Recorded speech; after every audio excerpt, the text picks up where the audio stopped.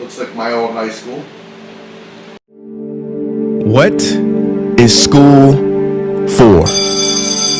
Feel free to call me slow, but I spent 16 years going to school, and I still don't know. When I finished, I didn't know how to do my own taxes, purchase a home, or apply for a loan. I didn't know a thing about investments, building credit, or getting a job. I graduated at the top of my class, and what did I have? This fancy diploma to sit at home with my mom. But luckily, they did teach me some important skills like factoring trinomials and how mitochondria is the powerhouse of the cell.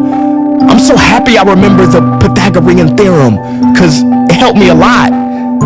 Okay, I'm lying. Let me stop. Because all the stuff they taught me, truthfully, I forgot. Mom, remember when you would ask me, what did you learn in school today? And I would say, nothing much. I wasn't being modest. The truth about it, Mom, is I had already forgotten. And it's not just me. Millions of students sing the same song. How many of you guys avoid eye contact with the teacher to try not to get caught upon? Afraid to raise your hand for fear of being wrong, which proves that school isn't an environment for learning or building up the intellect. It's just a game you play for grades and how many A's you can collect. But I guess what do you expect when the most commonly asked question in class is this gonna be on the test? Is this gonna be on the test? See, if school put learning instead of testing and memorizing as the top standard, then the letter F would not stand for failure. It would stand for find another answer. And if school was really interested in our personal and academic success, students would wake up later, have more freedom, and homework a lot less. And that's not my opinion. This conclusion has been scientifically tested and proven. And any teacher that doesn't believe me, feel free to check my works cited page to inspect. Oh, and I did it in MLA format because I know that's all you will accept. See, students would get more benefit from an extra hour of sleep than putting them through the torture of an extra essay, reading 150 pages, doing problems 1 through 60 on the worksheet, and having 3 projects due by the end of the week.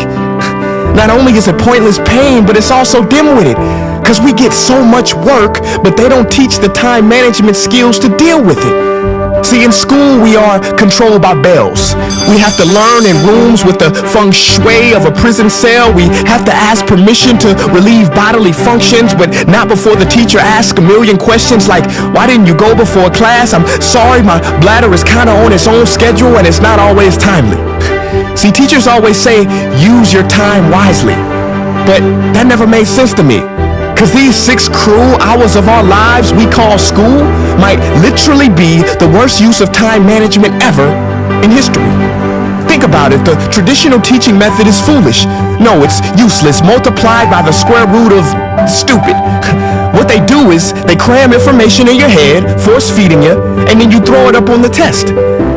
That's not education. That's bulimia.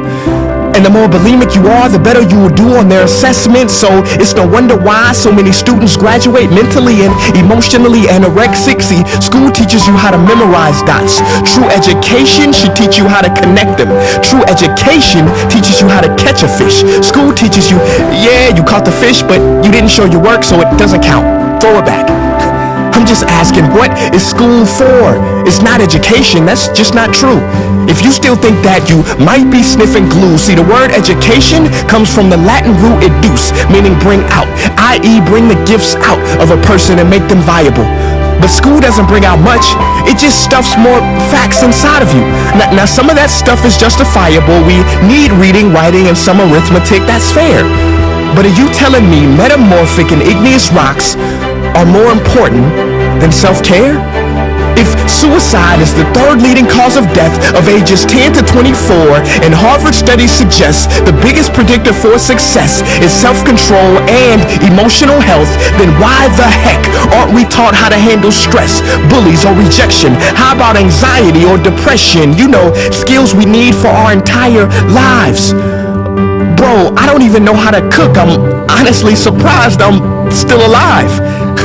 But hey, at least I can name all the battles that happened in the Civil War. Seriously, what is school for? Some say you need it to be successful, and that's something we do not doubt. But do you own a MacBook or iPhone? Did you know they both were created by a dropout? Are you watching this video on Facebook or YouTube? Doesn't matter which you choose. They both were created by dropouts. Ever use Snapchat, WhatsApp, shopped at Whole Foods? Well, thank a dropout. Does your home furniture come from IKEA?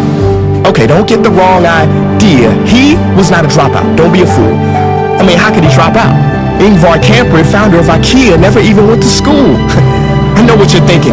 He's just picking and choosing. There's millions who didn't go to school that aren't successful. Who is he fooling? And you're right. But open your history books and start perusing. You'll find the very people we idolize in school never really had formal and/or secondary schooling. I'm talking George Washington, Abe Lincoln. America's best presidents had zero school between them. Ben Franklin, Thomas Edison, shall I proceed? Ernest Hemingway, Mark Twain, Teddy Roosevelt, Margaret Mead. Now please, I'm not saying drop out, because some schools are great and many teachers are rare treasures. I'm saying that there's a difference between people who are smart and people who score better. I'm saying that your future is something that no test will ever measure. Even if that test begins in 3 letters like SAT, ACT, it's BS if they say those determine your LIFE. No, your destiny is in your hands. You must shape it to be great. So don't expect school to open doors, because it's more likely to slam them in your face. Sometimes I wonder about all the dreams lost in school and how much potential goes to waste. If it wasn't for music and YouTube, then I would have been just another lost case. Everybody watching this, please, close your eyes. Imagine a child sitting in the back of some teacher's class in some town. He never raises his hand, he fails most of his classes, but inside of him, there is a passion. And if nurtured and brought out, will lead him to discover the cure for cancer. But you see, I'm afraid that that child's gift will never come out. He will never win the Nobel Prize award because in class he was ignored and his worth was judged only by his scores. So teachers, principals, parents, advisors, and students, I ask one more time, what is school for? Yeah, I think the video was phenomenal, first of all, and I think it's a very enlightening, and I'm not sure that it's just opinionated. I think it's a very valid question of where we are today.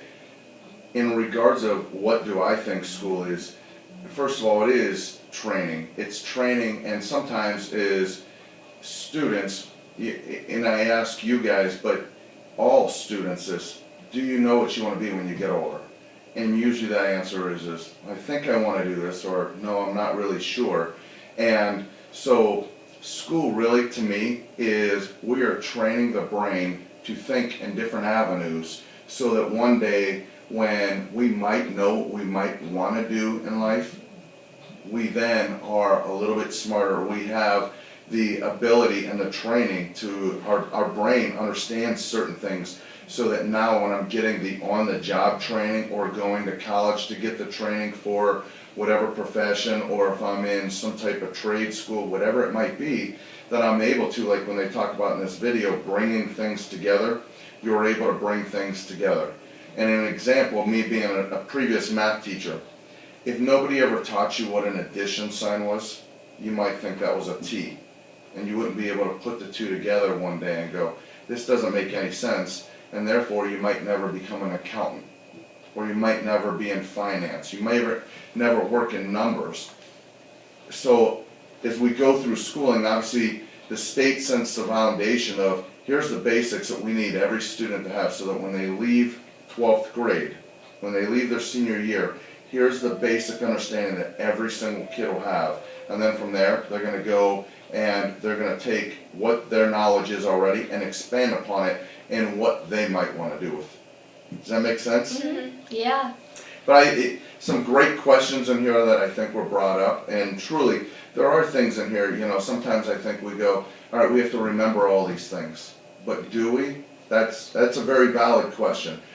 I saw a commercial a few weeks ago that we sent the first man to the moon on computers that were not as smart as a basic cell phone.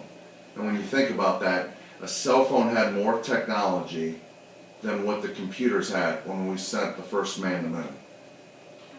pretty amazing. But I don't think we could have ever created this without students or people having the basic understanding of here's how to think and here's how to train the brain and to go from there.